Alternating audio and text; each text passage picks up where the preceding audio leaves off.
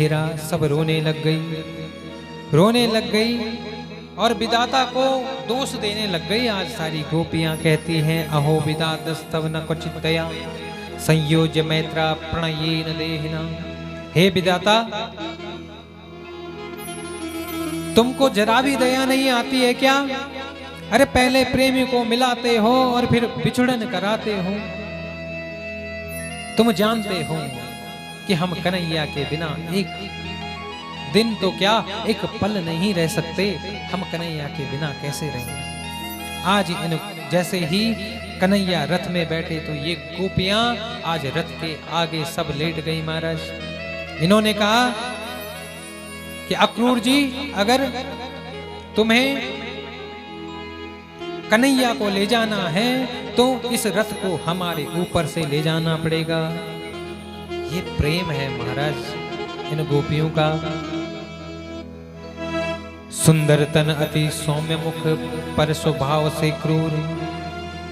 अरे तेरा इतना सुंदर तन है, अक्रूर जी को कह रही हैं गोपियां कि तेरा इतना सुंदर तन है लेकिन स्वभाव से तू क्रूर है। तेरा नाम किसने अक्रूर रखा? सुंदर वे नर मूर्ख है जो नाम धर्यो अक्रूर। वे मूर्ख लोग हैं जिन्होंने तेरा नाम अक्रूर रखा। तेरा नाम अक्रूर नहीं, तेरा नाम क्रूर होना चाहिए था। आज तो सारी गोपियों ने जैसे ही कन्हैया की तरफ देखा तो कन्हैया ने इन गोपियों की तरफ नहीं देखा तो गोपियां क्या कह रही है? कह रही हैं हाय प्राण प्रिय को हृदय कैसे भयो कठोर। कैसा हृदय तेरा कन्हैया, रथारूढ़ मुखरित होते नहीं चितवत इत ओर। अरे रथ में बैठा हुआ है लेकिन एक बार भी हमारी तरफ नहीं देखता। तू जानता है कि हम तेरे बिना एक पल भी नहीं रह सकते। तो सब लेट गई महाराज। अक्रूर जी ने कहा कि कन्हैया अब तुम ही इन गोपियों को समझाओ। कन्हैया जी अब नीचे उतरे। कन्हैया ने कहा री गोपियों, मैं आज जा रहा हूं, कल मैं वहां रहूंगा, परसों आ जाऊंगा। और किसी तरह गोपियों को समझा रहे हैं लेकिन गोपियां है। बोले कृष्ण कन्हैया लाल की जय हो। इन गोपियों के हृदय में इतना चिंतन है, इतना प्रेम है महाराज कि ये बस एक ही रट लगाई हुई है कि कन्हैया हम तुझे जाने नहीं देंगे। अगर तुझे जाना है तो हमारे ऊपर अपना रथ चढ़ा दे और हमें पहले उस ऊपर भेज दे, फिर उसके बाद तू चले जाना। ये प्रेम है गोपियों का। तो यहाँ पे गोपियों ने एक सुंदर लीला गीत गाया। जा रहे हो तो जाओ ब्रज छोड़कर, सबका दिल तोड़कर। प्रेम ऐसा कन्हैया नहीं पाओगे, नहीं पाओगे। जा रहे हो तो जाओ ब्रज छोड़कर, सबका दिल तोड़कर। प्रेम ऐसा कन्हैया नहीं पाओगे, नहीं पाओगे। कन्हैया को याद दिला रही हैं कि ये लताएं कुड कदम्ब की, ये डालियां तेरे बचपन की साथी संवरिया। कुंज गलियां कहानी तेरी गा रही, कुंज गलियां कहानी तेरी गा रही। ऐसी गलियां कन्हैया नहीं पाओगे, नहीं पाओगे।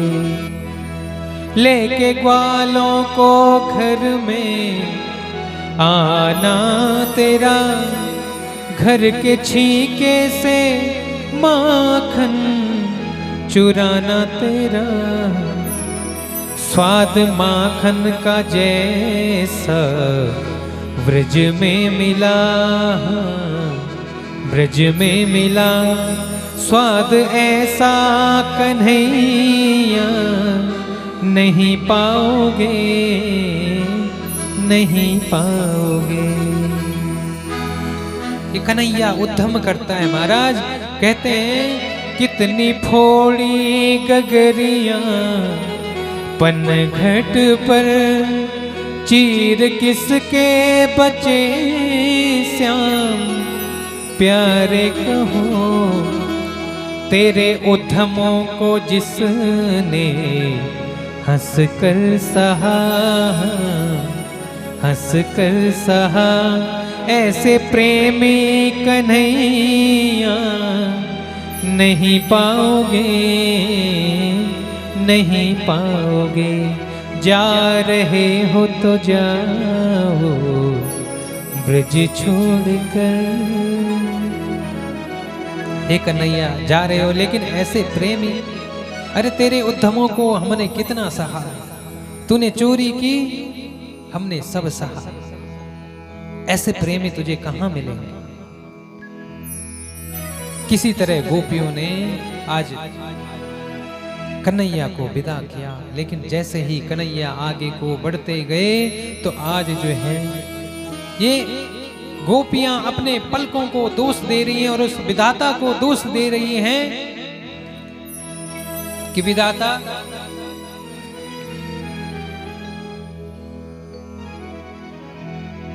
तूने ये पलकें बनाई क्यों? जितनी देर में ये पलकें बंद होती है ना, इतनी देर हम उसको देख सकते थे, ये पलकें बनाई क्यों?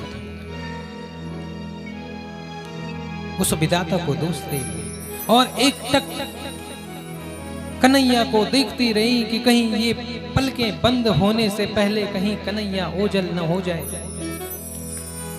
जैसे ही कन्हैया आगे निकलता गया और इनकी धड़कनें बढ़ती गई महाराज, जब तक रथ दिखता गया तब तक ये गोपियां देखती रही, इन्होंने अपने पलकों को बंद भी नहीं किया। वो प्रेम है, ऐसा प्रेम है कन्हैया का। ये प्रेम अगर हमारे हृदय में आ गया महाराज तो हमारा जीवन सफल हो जाए। बोले कृष्ण कन्हैया लाल की जय हो, बोले कृष्ण कन्हैया लाल की जय हो। आगे बढ़े तो अक्रूर जी के हृदय में अभी संदेह है कि ये भगवान है। आगे जैसे ही यमुना में अक्रूर जी ने आज स्नान किया तो जैसे स्नान करने नीचे डुबकी लगाई कि देखा नीचे बालकृष्ण भगवान और बलराम जी, जैसा रथ में बैठे बाहर वैसे ही नीचे, फिर ऊपर उठे देखा बाहर भी भगवान, फिर नीचे डुबकी लगाई देखा नीचे भी भगवान। समझ गए कि ये कोई और नहीं, ये तो त्रिलोकीनाथ ही है। अब बोले अब सारी चिंता छोड़ दी, बोले चिंता करेगा तो अब कंस करेगा, अब कोई चिंता नहीं है महाराज। जैसे ही मथुरा में प्रवेश हुए, मल्लानाम असनिर्णनाम नरवरः स्त्रीणाम स्मरो मूर्तिमान, गोपानां स्वजनो सतां क्षितिभुजां, शास्त्र स्वपित्रो शिशु मृत्युर्भोजपतेर्विराट विदुषां तत्त्वं परम योगिनां, वृष्णीनां परदेवतेति विदितो रंगम गतः शाग्रज। आज जैसे ही आज मथुरा में प्रवेश हुए महाराज, सारी चारों तरफ से आज जो मथुरा की गोपिकाएं हैं, नारियां हैं, माताएं हैं और बड़े बड़े योद्धा, आज सबकी नजर भगवान की तरफ है। और जो जिसकी जैसी जागी रही भावना, जैसी प्रभु मूरत देखी तिन तैसी, जिसने जैसी भाव से देखा उसको वही सूरत दिखाई दी। छोटी गोपिकाओं को प्रियतम नजर आ रहे हैं और माताओं को पुत्र नजर आ रहे हैं, योद्धाओं को योद्धा नजर आ रहे हैं, और कंस को तो स्वयं काल नजर आ रहे हैं महाराज। जिसकी रही भावना जैसी, प्रभु मूरत देखी तिन तैसी। आज कन्हैया और ग्वाल बाल मथुरा में प्रवेश कर रहे हैं। बोले कृष्ण कन्हैया लाल की जय हो। अब देखिए इनके जो ग्वाल बालों के कपड़े हैं वो शहर के मुताबिक नहीं है। तो आगे देखा एक धोबी जो कंस के सैनिकों के कपड़े धोया करता था।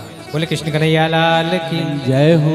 कपड़े धोया करता था तो इसको अभिमान था कि मैं कंस का सेवक हूं। तो किसी तरह इस धोबी का उद्धार किया भगवान ने, और वहां से सारे ग्वाल बालों ने पहने कपड़े। बोले कृष्ण कन्हैया लाल की जय। कपड़े पहने आगे निकले तो कपड़े इतने बड़े हमारा, छोटे छोटे ग्वाल और सैनिकों के बड़े बड़े कपड़े। अब कपड़े फिट ना आए। अब चल रहे हैं तो ऐसे लग रहा है जैसे मथुरा की रोड में झाड़ू लग रहा है महाराज, इतने बड़े बड़े कपड़े हो गए। आगे गए तो एक दर्जी मिले, और उन दर्जी ने आज जितने कपड़े थे उन सबको ग्वाल बालों के हिसाब से सुव्यवस्थित किया, और जिसके कारण भगवान ने आज जो दर्जी है उनको आशीर्वाद दिया। बोले कृष्ण कन्हैया लाल की जय हो। इनको जो है आशीर्वाद दिया कि आज से तुम्हारा 100 गुना तुम्हें जो है लाभ हो, ऐसा आशीर्वाद है। बोले तुम 2 रुपए की रील तुम लाओगे और 200 रुपए की सिलाई तुम्हें मिलेगी। पर देखिए इसमें बहुत मेहनत लगती है, ऐसे मत। लेकिन भगवान का आशीर्वाद है कि बोले आपका जो अपनी तरफ से लगाया हुआ धन कम होगा और कमाओगे ज्यादा। ये दर्जियों को आशीर्वाद दिया। बोले कृष्ण कन्हैया लाल की जय हो। अब कपड़े भी हो गए महाराज बिल्कुल फिट, चकाचक बन गए। तो अब आगे क्या जरूरत है? बोले एक माला भी हो जाती महाराज, तो आगे एक माली मिले। अब इन माली ये परम भक्त थे भगवान के। अब इन्होंने सभी ग्वाल बालों को एक एक माला पहनाई महाराज। अब माला भी हो गई, अब आगे बढ़े तो सोचा कि भाई माला भी हो गई, कपड़े भी हो गए, अब जरा चंदन की आवश्यकता है महाराज। बोले कृष्ण कन्हैया लाल की। अब चंदन की आवश्यकता है तो देखा एक आगे से एक कुबड़ी मैया जा रही, जो जिसका जी कूब निकला हुआ है, और इनको कहते थे कुब्जा। बोले कृष्ण कन्हैया लाल की जय हो। अब इनको जाते देखा, भगवान ने कहा रे सुंदरी रुक जा। अब ये एकदम से सोचने लग गई मेरे को सुंदरी किसने कहा, क्योंकि आज तक कुब्जा को किसी ने सुंदरी नहीं कहा था, सब कुबड़ी कुबड़ी कहते थे। लेकिन सुंदरी पहली बार सुना। सोचा कोई चिढ़ाने के लिए बोल रहा हो। रुकी और जैसे पीछे की तरफ भगवान को देखा और देखते ही रह गई महाराज। भगवान इतने सुंदर हैं कि जो एक बार उनको देख लेता है भगवान का ही हो जाता है महाराज। इतने सुंदर हैं भगवान। भगवान को देखा तो पूछा कि आपने मुझे सुंदरी क्यों कहा? बोले तू सुंदरी है, तो सुंदर है इसलिए सुंदर कहा। बोले मैं कहां से सुंदर लगती हूं, देख नहीं रहे हो मेरे कुबड़। बोले तुम्हें आज तक जिसने भी देखा बाहरी आवरण तुम्हारा देखा, बाहरी स्वरूप तुम्हारा देखा, ठीक है, लेकिन मैं बाहर का स्वरूप नहीं देखता, मैं तो अंदर की सुंदरता देखता हूं। बाहर से मुझे कोई भगवान रूप आपको मैंने निवेदित किया था कि कुब्जाया किम नाम रूप मदित कम। कुब्जा के पास ऐसा कौन सा रूप था कि भगवान उसके हो गए? भगवान रूप भी नहीं देखते महाराज, भगवान तो अंदर की सुंदरता देखते हैं। और कुब्जा की सुंदरता भगवान ने देखी, लेकिन सोचा कि इसका उद्धार किया जाए। तो क्या किया, गोविंद ने इसके दोनों पैरों पर अपने दोनों पैर रखे और एक मारा झटका, सीधी हो गई सटका, मिटाया सारा खटका। बोले कृष्ण कन्हैया लाल की। सुंदर हो गई आज तो ये जो कुब्जा है ये सुंदर हो गई। बोले कृष्ण कन्हैया लाल की जय। बोले कृष्ण कन्हैया लाल की जय। तो ये जो कुब्जा है ये सुंदर हो गई। अब जब सुंदर हो गई तो इसने कहा कि प्रभु अब आपने मुझे ये सुंदर रूप दिया है तो इसको आप ही स्वीकार करो। तो भगवान ने कहा अभी मुझे बहुत लीला करनी है, आऊंगा तुम्हारे पास, लेकिन पहले मुझे आगे की लीला करने दो। आगे गए महाराज। आगे रंग भूमि में राक्षसों के मना करने पे भी क्या है कि वहां एक धनुष था, उस धनुष को भंग किया महाराज। बोले कृष्ण कन्हैया लाल की। अब जैसे ही धनुष भंग हुआ तो कंस को समझ आ गया कि मेरा काल आ गया। अब तो कंस अंधेरे से भी डरता है महाराज। कहता है कि जो है उजाला ही उजाला रखो, अंधेरा मत करो, क्योंकि इसको अंधेरे से डरने लगने लग गया। काला जहां देखता है इसको काली दाल में भी कृष्ण नजर आता है, काले कपड़े में भी कृष्ण नजर आता है, और अंधेरे में भी काल नजर आता है महाराज। इसलिए आगे इसने क्या किया था, इस कंस ने एक कुबलिया पीठ नाम का हाथी था, इसको मदिरा पिलाई और सोचा कि ये इसको खूब मदिरा पिलाओ ताकि ये दोनों बालकों का वध कर सके। लेकिन भगवान ने उस कुबलिया पीठ नाम के वध का हाथी का भी उद्धार किया। बोले कृष्ण कन्हैया लाल की जय हो। आगे जो है मल्ल भूमि थी जहां मल्ल युद्ध होता था, तो भगवान और बाल कृष्ण भगवान, बलराम और बाल कृष्ण भगवान दोनों मल्ल युद्ध में मल्ल भूमि में गए महाराज, जहां मल्ल युद्ध होता है। बोले कृष्ण कन्हैया लाल की जय। अब जैसे ही वहां गए तो वहां क्या देखा कि कंस ने चाणूर और मुष्टिक इन दोनों को खड़ा कर रखा। तो भगवान ने क्या किया, पहले तो इन दोनों को देखकर वहां की जो नारियां हैं आज उनको बड़ा प्रेम आ रहा है और कंस को गाली दे रही है महाराज। अति सुकुमार दे कि पुर नारी कंसई दे अनेक नगारी। उन सुकुमारों को देखकर आज कंस को गाली दे रही है कि इन सुकुमारों को बुलाया है इसने मारने के लिए। लेकिन जैसे ही देखा कि भगवान ने चाणूर और बलराम ने मुष्टिक दोनों के साथ भयंकर मल्ल युद्ध हुआ और दोनों का वध कर दिया महाराज। बोले कृष्ण कन्हैया लाल की जय हो। अब कंस को डर लगने लग गया। इसने कहा इन दोनों को राज्य से बाहर, इनको क्या करो, तुम जो है बाहर छोड़ के आओ, क्योंकि जब काल सामने नजर आता है ना तो सब कुछ याद आ जाता है।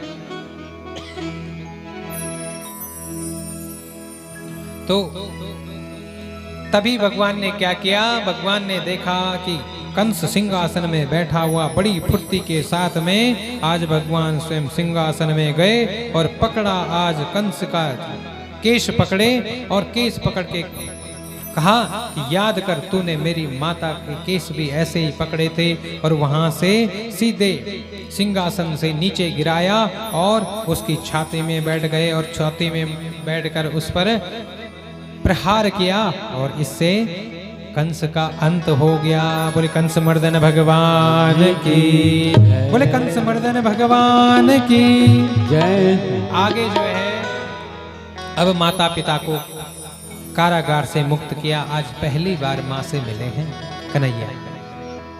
अब पहली बार जैसे ही मिले तो देवकी मैया के आंखों में अश्रुधारा है महाराज। पहली बार आज कन्हैया को देखा और गले से लगा लिया, रोने लग गई महाराज। तो मैया से कहते हैं कन्हैया कि मैया रो मत, जितना रोना था रो लिया, अब रो मत, ये सब तेरा प्रारब्ध है। अब देखिए यहाँ पर क्या कहा भगवान ने देवकी मैया से कि ये तेरा प्रारब्ध है, कुछ न कुछ कर्म के अनुसार भुगतना पड़ता है महाराज।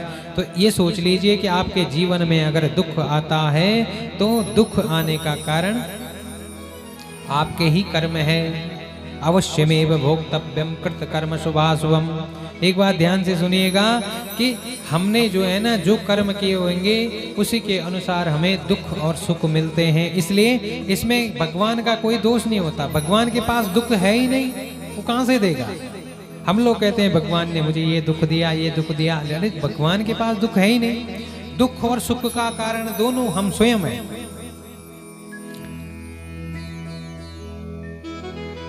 अवश्य में भोक्तव्यम कृत कर्म शुभाशुभम। हमारे को जो है स्वयं ही अपने अच्छे और बुरे दोनों कर्मों को भुगतना पड़ता है महाराज। तो मैया को कह रहे हैं कि मैया ये तेरा प्रारब्ध रहा होगा, अब तो रो मत, अब तो तेरा हंसने का समय आ गया, अब तो मुस्कुराने का समय आ गया। इसके बाद क्या हुआ कि भगवान का अब जाके यज्ञोपवीत संस्कार हुआ। अब यज्ञोपवीत संस्कार हुआ, इसके बाद शिक्षा हुई भगवान की। तो शिक्षा संदीपनी मुनि के यहाँ शिक्षा हुई। तो 64 दिन में 64 कलाएं सीखी भगवान ने, 64 विद्याएं सीखी। और इसके बाद गुरु दक्षिणा में जो गुरु माता का पुत्र खो गया था उसको वापस ला कर दिया भगवान ने। ये गुरु दक्षिणा दी। बोले कृष्ण कन्हैया लाल की जय हो। एक दिन भगवान खिन्न बैठे हुए, उदास बैठे हुए, तो तभी उनके सामने कौन आया? उनके सामने उद्धव जी महाराज आ गए महाराज। और उद्धव जी कौन है? उद्धव जी हैं परम संत। लेकिन उद्धव जी को अभिमान था ज्ञान का।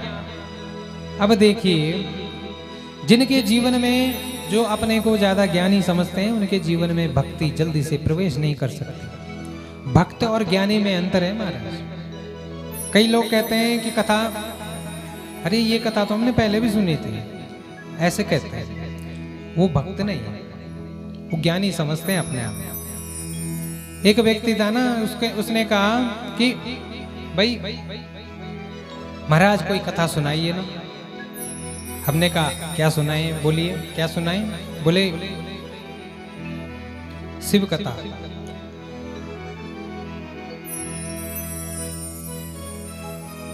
शिव जी का विशेष चित्रण सुनाइए। हमने कहा सुनाते हैं। पहले हमने कहा ऐसा करते हैं कि यहाँ हम राम कथा कह रहे हैं, आप राम कथा सुनो। बोले राम कथा क्या सुननी? राम कथा सुनी हुई है महाराज, हमने बहुत सुनी हुई है, अनेक अनेक व्यासों से सुनी हुई है। क्या है राम कथा में? कुछ नहीं है राम कथा। एक राम रहे, एक रावण ना, एक क्षत्रिय दूसरा बामन ना। एक ने एक की नार हरी, एक ने एक की नाश करी, तनिक बात की बातन ना, तुलसी लिख दे पोथन ना। कुछ नहीं था। ये कौन कहता है? जिनको ज्ञान तो है, थोड़ा बहुत ज्ञान ले लिया इधर उधर से, लेकिन भक्ति नहीं है। जो भक्त होता है वो 10 बार भी एक कथा को सुनेगा तो उसको 10 बार उसमें रस आएगा महाराज। जो रसिया होता है, हनुमान जी महाराज तो नित्य प्रभु चरित्र सुनवे को रसिया, राम लखन सीता मन बसिया। जो भक्त होता है ना वो रसिया होता है, वो हर बार भगवान के। अब एक बात बताइए, आप चाय पीते हैं ना, चाय में चीनी डाली आपने? चीनी डाली तो अगले दिन जब आप चाय बनाते हो उसमें चीनी क्यों डालते हो? चीनी तो आपने पहले दिन भी पी ली।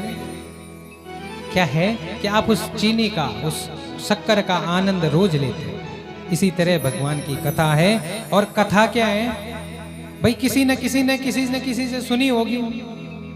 जो परम अद्भुत विद्वान भी होंगे उन्होंने भी किसी न किसी से कथा सुनी है। तुलसीदास जी महाराज ने कहां से सुनी? हनुमान जी महाराज से सुनी है कि नहीं? तो एक दूसरे से कथा सुन के ही एक दूसरा कथा कहता है। कहने का अर्थ है जो भक्त होता है वो श्रोता और भक्त में अंतर है। श्रोता और सरोता कहा ना मैंने पहले दिन। एक सरोता होता है जो बीच में कथा को काटने का काम करता है, और एक श्रोता होता है जो कथा को सुनता है। तो कथा के रसिक बनो, ऐसे रसिक बनो कि जब मिल जाए बस भगवान की कथा सुनने को मिल जाए बस। क्योंकि आप लोग जितनी देर यहाँ पे बैठे हैं, देखिए आप कितनी देर यहाँ बैठे हैं। आप लोग यहाँ 2-2.5 घंटा 3 घंटा बैठते हैं। इन 3 घंटों में आप लोगों को कहीं की सुध नहीं रहती, सिर्फ और सिर्फ कथा सुनते हैं। ये सोचिए कि ये 3 घंटे जो है आपके, इससे ज़्यादा आनंद क्या है जब आपको किसी बात की चिंता नहीं है। यहाँ से बाहर जाते ही आपको सारी चिंताएं शुरू हो जाएंगी, लेकिन यहाँ पर आपको चिंता नहीं होती। और जीवन इसी को कहते हैं, आनंद यही तो है। इससे अधिक क्या है? ये कथा का भाव है। बोले कृष्ण कन्हैया लाल की जय हो। अब उद्धव जी को ज्ञान है लेकिन भक्ति नहीं है अंदर से। भगवान उदास बैठे हैं। उद्धव जी ने कहा क्या बात है प्रभु, उदास क्यों बैठे हो? बोले आज मुझे जो है ओधो मोहे ब्रज बिसरत नाही। हे उद्धव, मुझे ब्रज जो है मैं भूल नहीं पाता। वहाँ गोपियों का प्रेम, मैया का प्रेम, बाबा का प्रेम मुझे नित्य याद आता है। इसलिए उद्धव मुझे वहाँ की याद आता। तो उद्धव जी कहते हैं कि मैं जाऊंगा, मैं समझाऊंगा उनको। मैं अभिमान है किस चीज का? ज्ञान का, कि मैं दो चार ज्ञान की बातें कहूंगा और गोपियां समझ जाएंगी। ऐसा सोचा उद्धव जी ने। तो भगवान चाहते क्या है कि अपने भक्त का भला भी करना चाहते हैं और गोपियों तक संदेश भी पहुंचाना चाहते हैं। संदेश दिया जाओ। अब जैसे ही ये इनको एक पीतांबरी दी, अपनी पीतांबरी, कि कहा इस पीतांबरी को लेकर जाओ। बोले कृष्ण कन्हैया लाल की जय हो। अब जैसे ही पीतांबरी दी और कहा कि जाओ। अब जैसे ये गोकुल में पहुंचने वाले थे, ब्रिज में पहुंचने वाले थे, कि ब्रिज से पहले एक नदी आती है महाराज। तो किसी से पूछा कि भाई नंद बाबा का महल कहाँ है? तो कितना अद्भुत जवाब मिला। बोले महाराज आपको अगर नंद भवन में जाना है तो ये जो नदी बह रही है ना, इस नदी के किनारे किनारे चलते जाओ। जहां से ये नदी शुरू होती होगी समझ लेना वही नंद महल है। ठीक? अरे ऐसी कौन सी नदी है जो नंद बाबा के महल से निकलती है? बोले ये ऐसी नदी है महाराज कि आजकल सारे गोकुल के, सारे वृंदावन के, ब्रज के प्रत्येक व्यक्ति आजकल नंद बाबा के महल में रोने के लिए आता है और उन सब की अश्रुधारा की ही ये नदी है। जैसे ही सुना तो आज जो है उद्धव जी महाराज ने सोचा पहली ज्ञान की एक सीढ़ी उतर गए। जैसे ही नंद बाबा के आंगन में पहुंचे, नंद बाबा को देखा। नंद बाबा ऐसे मूर्छा अवस्था में पड़े हुए हैं जैसे सब कुछ लूट गया। और नंद रानी को देखा, मैया यशोदा को देखा, पलना झुला रही है महाराज। उद्धव जी ने कहा मैया, अरे चुप चुप, जोर से मत लो, लल्ला उठ जाएगा। ये अवस्था है मैया की। अब जैसे ही देखा, मैया मैं हूं उद्धव। उद्धव थोड़ी देर रुक जाना, बैठ जा, लल्ला उठ जाएगा। बोले मैया लल्ला कहाँ है? अरे कहाँ है? ये सो तो रहा है पलना में, देख नहीं रहा है। ये स्थिति देखी जब उद्धव जी ने, तो उद्धव जी सोचने लग गए कि इनको समझाऊं कैसे, कैसे इनको ज्ञान दूं। तभी देखा मैया ने, मैया जो है उद्धव जी के गले लग गई, क्योंकि उद्धव जी और कन्हैया एक जैसे दिखते हैं महाराज, इसलिए उनसे गले लग गए। आ गया लल्ला, तू आ गया। तो आज जो है उद्धव जी को समझ आया कि यहाँ जो भक्ति है इसके सामने मेरा ज्ञान टिकने वाला नहीं है। आगे गए, आगे जाकर देखा तो आगे गोपियां